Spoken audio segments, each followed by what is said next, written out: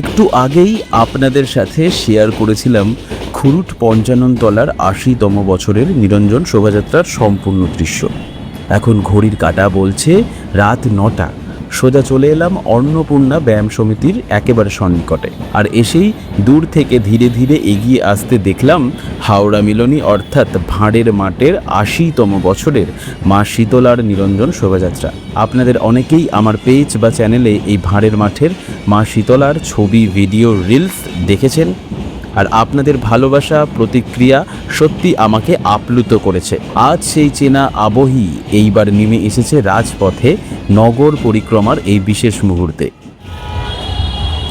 ৮০তম বর্ষে শীতলা প্রতিমা বিরাট এক বর্ণাঢ্য আলোকমালা ও পদ্মশাক শোভাযাত্রা ও আলোকমালা সুসজ্জিত হয়ে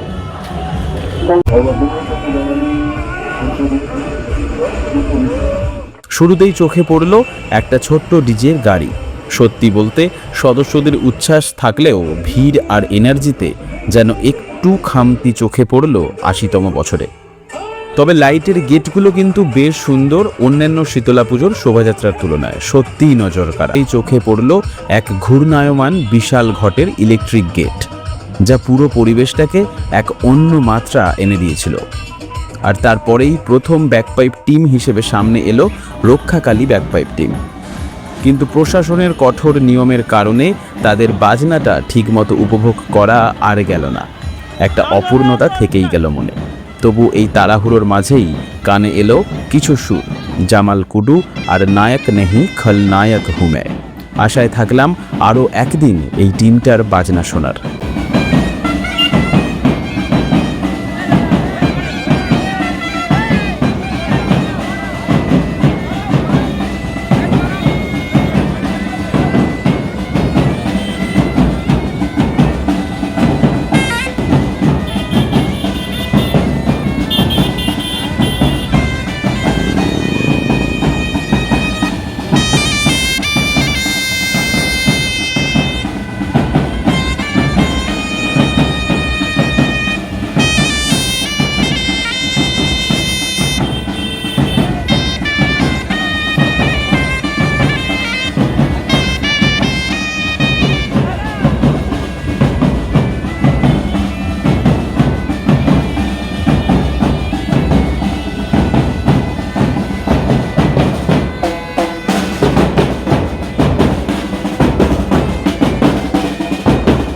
রক্ষাকালী ব্যাকপাইপ টিমের সুর মিলিয়ে যেতেই সামনে এলো এক ভয়াবহ অথচ গভীর অর্থবহ দৃশ্য।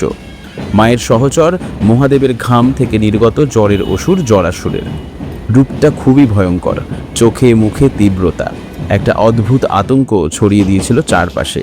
কিন্তু সেই ভয়ঙ্করতার মাঝেই হাত জোর করে দাঁড়িয়ে আছে সে, মায়ের কাছে ক্ষমা প্রার্থনা নত। চোখে মুখে স্পষ্ট সেই অনুতাপ, যেন শক্তির সামনে মাথা নোয়ানো এক পরাজিত অহংকার। এরপর অন্ধকার রাতের মাঝে হঠাৎই চোখে পড়ল একটা অপূর্ব লাইটিং, ডলফিনের ন্যায় গড়া ইলেকট্রিক গেট। আলোর ঢেউ যেন জীবন্ত হয়ে উঠেছিল। মুহূর্তেই নজর কেড়ে নিল সেই শিল্পকলা। আর সেই আলো পেরোতেই সামনে এলো দ্বিতীয় ব্যাকপাইপ টিম অভিযান। নতুন সুর, নতুন ছন্দ, শোভাযাত্রা আবারও এক নতুন গতিতে এগিয়ে চলল।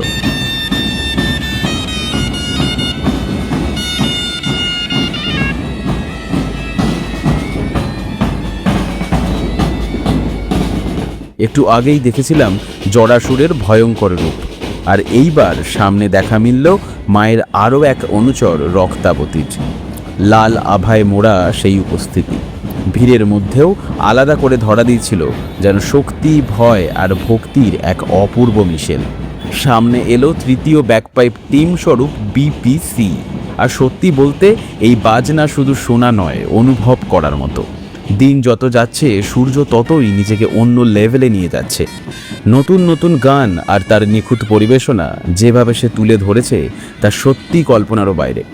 এই পারফরমেন্সটা শুধু একটা বাজনা নয়, একটা সিগনেচার যা সহজে ভোলা যাবেই না। ও সাইবা, এই গানটা যেভাবে সূর্য বাজালো, সত্যি বলতে নিখুঁত বললেও কম বলা হয়। প্রতিটা টানে, প্রতিটা নোটে একটা আলাদা মাধুর্য, অভিমান জড়ানো একটা গভীর আবেগ। পুরো পরিবেশনাটা যেন অনুভূতিতে ভরপুর। তারপরে হঠাৎই মুড চেঞ্জ, আজিব দাস্তা হেয়ে এখান থেকে সরাসরি পাঞ্চ করে ঝুম ঝুম ঝুম বাবা। এই ট্রানজিশনটা মুহূর্তের মধ্যে যেভাবে এনার্জি বাড়িয়ে দিল তা সত্যি এক কথায় ফাটাফাটি। সত্যি বলতে যারা বাজনা ভালোবাসে তাদের জন্য এই মুহূর্তটাই ছিল আসল নেশা। এই সুর এত দূর থেকে ছুটে আসার এটাতেই পূর্ণতা, এটাতেই সার্থকতা। হয়তো প্রশাসনের চাপে কর্তৃপক্ষের সেই এগিয়ে চলো তাড়না মুহূর্তটাকে বেশিক্ষণ বাঁচতে দিল না। সূর্যের বাজনা তখনও চলছে, থেমে গেল ইচ্ছেগুলো। অপূর্ণতা রয়ে গেল ঠিকই, তবুও এটুকুই সান্ত্বনা, এই সুর আবার শোনা হবে আরও কোনো একদিন।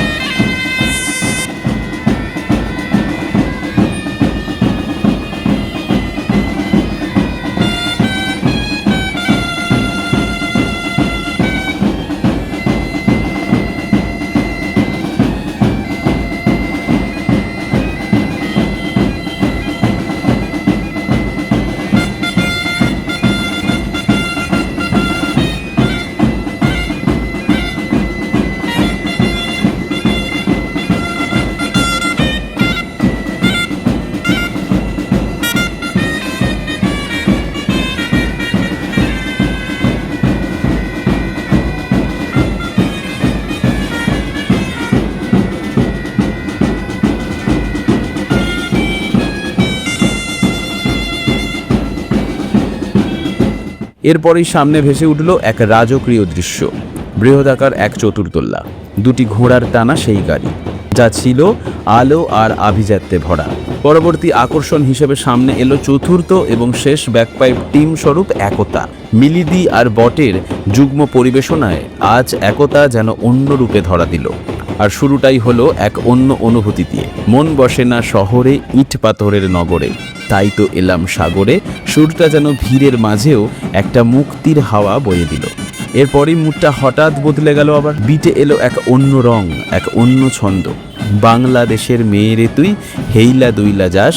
সুরটা যেন মুহূর্তেই ভিড়কে নাড়িয়ে দিল। পায়ে পায়ে তাল, মুখে হাসি, চারপাশে ছড়িয়ে পড়ল এক প্রাণখোলা উচ্ছ্বাস। এরপরেই হঠাৎ কানে ভেসে এলো আমার ভীষণ পছন্দের সেই সুর। হয়তো তোমার অনেক কিছুই আছে, তবু নেই দাম তার কোনোই আমার কাছে। কিশোর কুমারের সেই অমর গান ওগো নিরুপমা। একতার পরিবেশনায় গানটা যেন নতুন করে প্রাণ খুঁজে পেল। সত্যি বলতে এই একটা গানেই গোটা টিমটা মনটা পুরো জয় করে নিল। আর সবশেষে যারে উড়ে যারে পাখি, একটা নরম ভেসে যাওয়া অনুভূতি দিয়ে শেষ হলো তাদের এই বাজনা।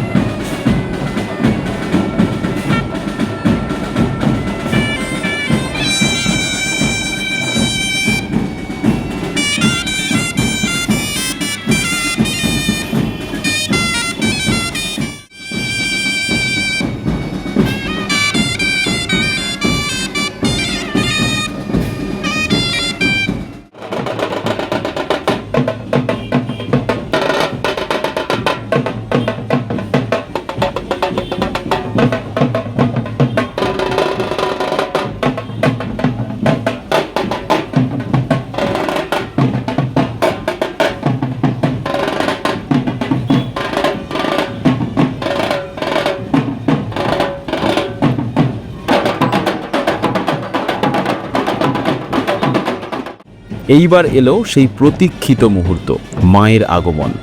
শ্রদ্ধেয় কৌশিক চ্যাটার্জির অনবদ্য দৃষ্টিতে মা শীতলার এই রূপ সত্যিই মনোমুগ্ধকর এবং অকল্পনীয়, যা ভাষায় বর্ণনা করা প্রায় অসম্ভব। মায়ের সেই দৃষ্টি একই সঙ্গে দুই রূপ ধারণ করে, শত্রুর প্রতি কঠোর তীব্র আর ভক্তের জন্য মলিন হাসিতে ভরা করুণাময় আশীর্বাদ। চোখ ফেরানো যায় না, যত দেখছি ততই মনে হচ্ছে এ যেন শুধু প্রতিমা নয়, এ এক জীবন্ত অনুভূতি। আর ধীরে ধীরে লোহার টানা সেই বিশাল গাড়িতে করে মাকে এগিয়ে নিয়ে আসা হচ্ছে। ভক্তদের হাতেই এগোচ্ছে তার পথ। পুরো পরিবেশটা যেন থমকে গেছে, শুধু মায়ের আগমনটাই তখন একমাত্র সত্য। এলে তুমি আলো হয়ে, গেলে তুমি নীরবে, হাসির আড়ালে রেখে গেলে চোখ ভেজা কষ্ট রবে। কয়েকটা দিনের ভালোবাসা রয়ে গেল মনে, বিদায় নয় মা, ফিরে এসো আবার আগামী ক্ষণে। সত্যি বলতে মা কিন্তু বিদায় নেন না, মা শুধু সময়ের আড়ালে লুকিয়ে থাকেন, ভক্তের ডাকে আবার ফিরে আসার অপেক্ষায়। আজকের ভিডিও এখানেই শেষ। আসছি পরবর্তী ভিডিওতে যুক্ত বিহঙ্গ ক্লাবের নিরঞ্জন শোভাযাত্রা নিয়ে।